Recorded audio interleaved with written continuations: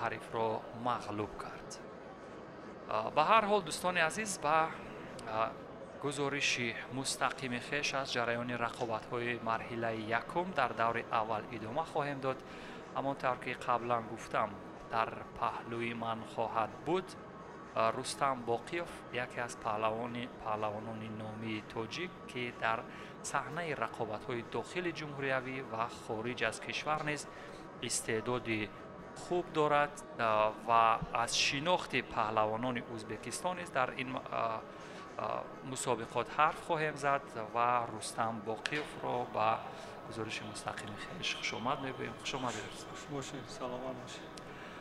و رستم باقیوف در مرحله اول چون تماشا کردیم پهلوان ازبکستانی موفق شد و در مرحله دوم اکنون دو پهلوان تاجیکستانی روی هم قرار میگیرند. در همان لحظه اول که مشاهده فرمودیم، اینجا یک پهلوان از فدراسیای روسیه هست، ریزویف شادمان با جودوگی کبود هست و پهلوان تاجیکستانی باشد رضی والله لایقوف.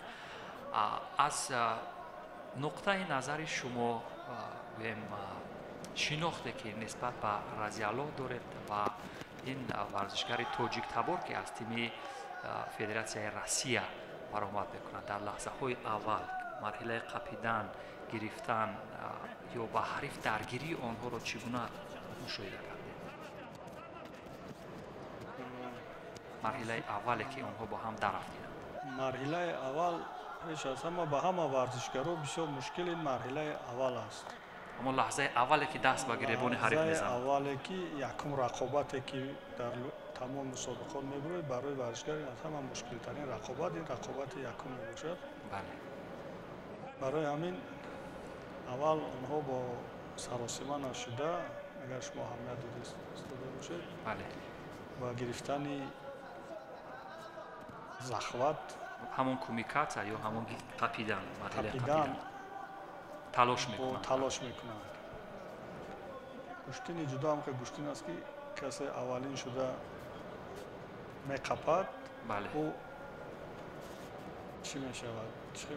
یعنی افضلیت دارد، افضلیت پیدا میکند. کسی که یکم قپیدن میقپد، همون کومیکات یا همون مرحله قپیدن رو یکم چی میکند؟ هوای افضلیت پیدا میکند. پهلوان تاجیک رضی الله با فکرم از منطقه رشت است، از پهلوان لایقفو. بله. برادرای این کسا را میشناسم، اینا جوان بودگیان وقتایی که ما گوشت میگرفتیم.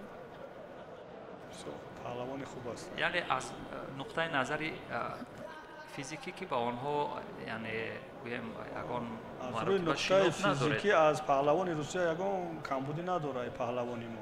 بله. و برتری هم دارد. بله، از لحاظ آنه که علاقه یک کردی زد. پهلوان روسیه هم با فکرم تاجیک است. بله، تاجیک تبار است. تاجیک تبار است و از دولت روسیه برآمد میکنه. بله، این در اونجا تمرین میکنه. بله، این هم یک مرحله گویم معمولی است که یعنی چون ورزشگران احساس میکنند که در تیم آنها یعنی با قدرت ها زیاد هستند، آنها شاید توانند که در دیگر جا همون برای صقل مهارت خود موفق شوند. یعنی این در ورزش یک عمل معمولی، یک کاری رو ایجاد ساخت. ببینید این عمل کرده که رو چی امتیاز وزاری و اسیکومی وزر. ببینید چگونه رضی الله تسلیم شد. شاید لرد برداشت، اما قفس سینه او شاید در حالی که در اجرایش همین اصول پوچه‌اش رو بالای ساختر با قفس سینه یا شاید که با قورغه قسمت شکم. بله. و ادای احترام همون اخلاق ورزشکاران که از همه چیز مهم است. از همه چیز مهم است و بجا ورد است.